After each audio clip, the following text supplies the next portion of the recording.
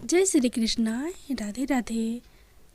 आज आप लोग सुनेंगे माघ मास महात्म कथा का अगला अध्याय। तब राजा दिलीप कहने लगे कि महाराज, यह पर्वत कितना ऊंचा और कितना लंबा चौड़ा है। तब वशिष्ठ जी कहने लगे कि 36 योजन, 1 योजन 4 कोस का होता है। ऊंचा ऊपर चोटी में 10 योजन चौड़ा और नीचे 16 योजन चौड़ा है, जो हरी चंदन, आम, मदार, देवदार और अर्जुन के वृक्षों से सुशोभित है। दुर्भिक्ष से दुखी होकर इस पर्वत को फल और फूलों से परिपूर्ण देखकर भृगु वहीं रहने लगे और यहाँ पर कंदराओं, वनों और उपवनों में बहुत दिनों तक तप करते रहे। इस प्रकार जब भृगु ऋषि वहाँ पर अपने आश्रम पर रहे थे तो एक विद्याधर अपनी पत्नी सहित उतरा। वे अत्यंत दुखी थे। उन्होंने भृगु ऋषि को प्रणाम किया और ऋषि ने बड़े मीठे स्वर में उनसे कहा कि हे विद्याधर, तुम बड़े दुखी दिखाई देते हो, इसका क्या कारण है? तब विद्याधर कहने लगा कि महाराज, पुण्य के फल को पाकर, स्वर्ग पाकर तथा देवतुल्य शरीर पाकर भी मेरा मुख्य व्याघ्र जैसा है। मेरे दुख और अशांति का यही एक कारण है। न जाने किस पाप का फल है। मेरे चित्त की व्याकुलता का दूसरा कारण भी सुनिए। मेरी पत्नी अति रूपवती, मीठा वचन बोलने वाली, नाचने और गाने की कला में अति प्रवीण, शुद्ध चित्त वाली, 7 सुरों वाली, बीना बजाने वाली, जिसने अपने कंठ से गाकर नारद जी को प्रसन्न किया, नाना स्वरों के नाद से बीना बजाकर कुबेर को प्रसन्न किया, अनेक प्रकार के नाच ताल से शिव जी महाराज भी अति प्रसन्न और रोमांचित हुए। शील, उदारता, रूप तथा यौवन में स्वर्ग की कोई अप्सरा भी इस जैसी नहीं है। कहाँ ऐसी चंद्रमुखी स्त्री और कहाँ मैं व्याघ्र मुख वाला। यही चिंता सदैव मेरे हृदय को जलाती है। विद्याधर के ऐसे वचन सुनकर तीनों लोकों की भूत, भविष्य और वर्तमान की बात जानने वाले तथा दिव्य दृष्टि वाले ऋषि कहने लगे कि हे विद्याधर, कर्म के विचित्र फलों को प्राप्त होकर ज्ञानी पुरुष भी मोह को प्राप्त हो जाते हैं। मक्खी के पैर जितना विष भी प्राण लेने वाला हो जाता है। छोटे छोटे पापों का फल भी अत्यंत दुखदायी हो जाता है। तुमने माघ मास की एकादशी का व्रत करके द्वादशी न आने तक शरीर में तेल लगाया। इसी पाप कर्म से व्याघ्र हुए। एकादशी के दिन उपवास करके द्वादशी को तेल लगाने से राजा पुरुवा ने भी कुरूप शरीर पाया था। तब वह अपने कुरूप शरीर को देखकर दुखी होकर हिमालय पर्वत पर देव सरोवर के किनारे पर गया। प्रतिपूर्वक शुद्ध स्नान कर कुशा के आसन पर बैठकर भगवान कमल नेत्र, शंख, चक्र, गदा, पग के धारण करने वाले, पीताम्बर पहने, वनमाला धारण किए हुए विष्णु का चिंतन करते राजा पुरुवा ने 3 मास तक निराहार रहकर भगवान का चिंतन किया। इस प्रकार 7 जन्मों में प्रसन्न होने वाले भगवान राजा के 3 महीने के तप से ही अति प्रसन्न हो गए और माघ की शुक्ल पक्ष की एकादशी को प्रसन्न होकर भगवान ने अपने शंख से जल से राजा को पवित्र किया। भगवान ने उनके तेल लगाने की बात याद दिलाकर सुंदर देवताओं का स्वरूप दिया, जिसको देखकर उर्वशी भी उसको चाहने लगी और राजा कृतकृत्य होकर अपनी पुरी को चला गया। भृगु ऋषि कहने लगे कि हे विद्याधर, इसलिए तुम क्यों दुखी होते हो? यदि तुम अपना यह राक्षसी रूप छोड़ना चाहते हो तो मेरा कहना मानकर जल्दी ही पापों को नष्ट करने वाली हेमकूट नदी में माघ में स्नान करो, जहाँ पर ऋषि सिद्ध देवता निवास करते हैं। अब मैं इसकी विधि बतलाता हूँ। तुम्हें तुम्हारे भाग्य से माघ मास आज से 5वें दिन ही आने वाला है। पौष शुक्ल एकादशी से इस व्रत को आरंभ करो। भूमि पर सोना जितेंद्रिय रहकर दिन में 3 समय स्नान करके महीना भर निराहार रहो। सब भोगों को त्याग कर तीनों समय भगवान विष्णु का पूजन करो। जब तुम द्वादशी को शिव जी सरोत और मंत्रों से पूजन करोगे तो तुम्हारा मुख देखकर सभी चकित हो जाएंगे और तुम अपनी पत्नी के साथ सुखपूर्वक क्रीड़ा करोगे। माघ मास के प्रभाव को जानकर सदा माघ में स्नान करो। पाप दरिद्रता से बचने के लिए मनुष्य को सदा यत्न से माघ मास का स्नान करना चाहिए। स्नान करने वाला इस लोक तथा परलोक में सदा सुख पाता है। वशिष्ठ जी कहते हैं कि हे दिलीप, भृगु जी के यह वचन सुनकर वह विद्याधर अपनी स्त्री सहित उसी स्थान पर पर्वत के झरने में माघ का स्नान करता रहा और उसके प्रभाव से उसका मुख देव सदृश्य हो गया और वह मणिगिरी पर्वत पर आनंद से रहने लगे। भृगु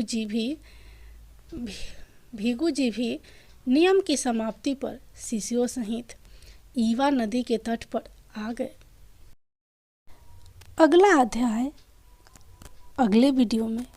अब सुनिए लक्ष्मी नारायण की कथा। लक्ष्मी नारायण कथा के अनुसार एक बार जब दोनों की महत्ता में से कौन अधिक महत्वपूर्ण है, इस पर बहस बढ़ जाती है, तब नारायण भगवान इस तथ्य को समझाने के लिए एक परीक्षा का आयोजन करते हैं। भगवान नारायण ब्राह्मण का भेष बनाकर एक गांव में जाते हैं और वहां के मुखिया से कहते हैं कि वह उस स्थान पर श्री नारायण का पूजन करना चाहते हैं। गांव के मुखिया उनकी बात मानकर उन्हें एक निवास स्थान देते हैं। उनके लिए कथा के स्थान का बंदोबस्त भी करते हैं। गांव के सभी लोग उस कथा में प्रतिदिन शामिल होने लगते हैं। ऐसे में लक्ष्मी जी अपनी स्थिति को नज़रअंदाज होते देखती हैं तो वह भी भेष बदलकर एक वृद्ध स्त्री के रूप में वहां पहुंच जाती है। एक स्त्री जो कथा में जाने के लिए घर से निकल रही होती है, उससे पानी मांगती है। ऐसे में स्त्री उन्हें पानी पीने को देती है, पर जैसे ही वृद्ध स्त्री उसे उसका बर्तन वापस करती है तो वह सोने का हो जाता है। इस चमत्कार को देखकर वह गांव के सभी लोगों को इस बात के बारे में बताती है। सभी लोग कथा से उठकर उस चमत्कार को देखने के लिए वहां चले जाते हैं। धन के लोभ का स्वरूप के कारण नारायण उस स्थान से चले जाने के लिए प्रस्थान करते हैं तो लक्ष्मी वहां आकर उन्हें अपना महत्ता को स्वीकार करने की बात कहती है। श्री नारायण मान जाते हैं कि लक्ष्मी उनसे अधिक महत्व रखती है और वहां से चले जाते हैं। ऐसे में लक्ष्मी जी उनके जाने से दुखी होकर जाने लगती है तो गांव के लोग उन्हें रोकने लगते हैं। इस प्रकार वह उन्हें कहती हैं कि जहाँ नारायण कथा पूजन का वास नहीं होता है, वहाँ लक्ष्मी का भी कोई स्थान नहीं हो सकता है। जिस स्थान पर लक्ष्मी और नारायण दोनों का पूजन होगा, वहीं मैं स्थापित हो सकती हूँ। इस प्रकार लक्ष्मी जी नारायण जी के समक्ष इस बात को कहती है कि आपके बिना मैं कुछ नहीं और मेरे बिना आप हम दोनों एक दूसरे का स्वरूप ही हैं। ऐसे में जो भी भक्त लक्ष्मी नारायण रूप का एक साथ पूजन करते हैं उन्हें सदैव प्रभु का आशीर्वाद प्राप्त होता है। लक्ष्मी नारायण की जय। अब सुनिए लक्ष्मी नारायण की अगली कहानी। एक बार भगवान विष्णु के मन में धरती पर घूमने की इच्छा हुई और वह अपनी यात्रा की तैयारी में लग गए। स्वामी को तैयार होता देखकर माता लक्ष्मी ने पूछा, आज सुबह सुबह कहाँ जाने की तैयारी में हो? विष्णु जी ने कहा, लक्ष्मी, मैं धरती लोक पर घूमने जा रहा हूँ। कुछ सोचकर लक्ष्मी माता ने कहा, हे देव, क्या मैं भी आपके साथ आ सकती हूँ? भगवान विष्णु ने 2 पल सोचा, फिर कहा, एक शर्त पर तुम मेरे साथ आ सकती हो। तुम धरती पर पहुंचकर उत्तर दिशा की ओर नहीं देखोगी। इस शर्त से माता लक्ष्मी सहमत हो गई। प्रातः माता लक्ष्मी और भगवान विष्णु धरती पर पहुँचे। उसी समय सूर्य देवता आगमन हुआ। धरती की सुंदरता को देखकर माता लक्ष्मी अत्यंत प्रचलित हुई और भगवान विष्णु को दिया हुआ वचन भूल गई। धरती को देखते देखते कब उत्तर दिशा की ओर देखने लगी पता ही नहीं चला। उत्तर दिशा में माता लक्ष्मी को एक बहुत ही सुंदर बगीचा नजर आया और उसी तरफ से भीनी भीनी खुशबू के साथ बहुत ही सुंदर सुंदर फूल खिले थे। यह एक फूलों का खेत था। माता लक्ष्मी बिना सोचे समझे उस खेत में चली गई और एक सुंदर सा फूल तोड़ लाई। जब माता लक्ष्मी भगवान विष्णु के पास वापस आई तो भगवान विष्णु की आंखों में आंसू थे। भगवान विष्णु ने माता लक्ष्मी को कहा, किसी से बिना पूछे उसका कुछ भी नहीं लेना चाहिए और इसके साथ अपना वचन भी पार याद दिलाया। माता लक्ष्मी को अपनी भूल का पता चला तो उन्होंने भगवान विष्णु से इस भूल की माफ़ी मांगी। भगवान विष्णु ने कहा, तुमने जो भूल की है उसकी सज़ा तो तुम्हें ज़रूर मिलेगी। जिस माली के खेत से तुमने बिना पूछे फूल तोड़े हैं, यह भी एक प्रकार की चोरी है। इसलिए तुम 3 साल तक माली के घर नौकर बनकर रहोगी। इसके बाद मैं तुम्हें बैकुंठ वापस बुलाऊंगा। माता लक्ष्मी ने चुपचाप सर झुकाकर वचन स्वीकार किया। माता लक्ष्मी एक गरीब औरत का रूप धारण करके उस खेत के मालिक माधव के झोपड़ी पर गई। माधव ने पूछा, बहन, तुम कौन हो और इस समय तुम्हें क्या चाहिए? तब माता लक्ष्मी ने कहा, मैं एक गरीब औरत हूँ। मेरी देखभाल करने वाला कोई नहीं है। मैंने कई दिनों से खाना भी नहीं खाया। मुझे कोई भी काम दे दो और मैं तुम्हारे घर का काम भी कर दिया करूँगी। बस मुझे अपने घर में एक कोने में आसरा दे दो। माधव बहुत ही अच्छे दिल का मालिक था। उसे दया आ गई, लेकिन उसने कहा, बहन, मैं तो बहुत ही गरीब हूँ। मेरी कमाई से मेरे घर का खर्च मुश्किल से चलता है। लेकिन अगर मेरी 3 की जगह 4 बेटियाँ होती तो भी मैंने उसी में गुजारा करना था। जैसा रूखा सूखा हम खाते हैं उसमें खुश रह सकती हो तो बेटी अंदर आ जाओ। माता लक्ष्मी को अपनी झोपड़ी में शरण दे दी और माता लक्ष्मी 3 साल उस माधव के घर पर नौकरानी बनकर रही। जिस दिन माता लक्ष्मी माधव के घर आई थी उससे दूसरे दिन ही माधव को इतनी आमदनी हुई, उसने एक गाय खरीद ली। धीरे धीरे माधव ने काफ़ी ज़मीन खरीद ली और सब ने अच्छे अच्छे कपड़े भी बना लिए और फिर एक बड़ा पक्का घर भी बनवा लिया। बेटियों और बीवी ने गहने भी बना लिए। माधव हमेशा सोचता था कि मुझे यह सब इस महिला के आने के बाद मिला है। इस बेटी के रूप में मेरी किस्मत बदल गई है।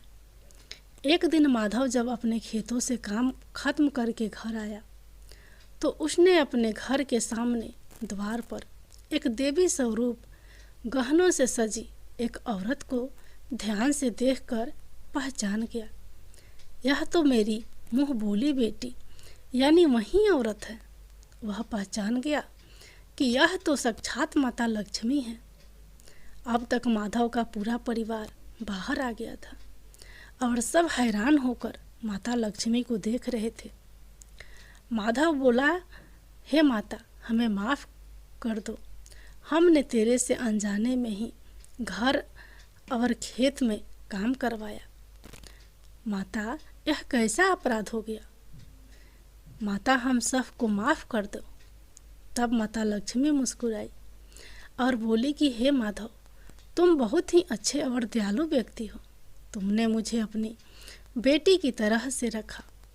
इसके बदले मैं तुम्हें वरदान देती हूँ कि तुम्हारे पास कभी भी खुशियों की और धन की कमी नहीं रहेगी। तुम्हें सारे सुख मिलेगी जिससे कि तुम हकदार हो। और फिर माता अपने स्वामी के द्वारा भेजे रथ में बैठकर बैकुंठ चली गई।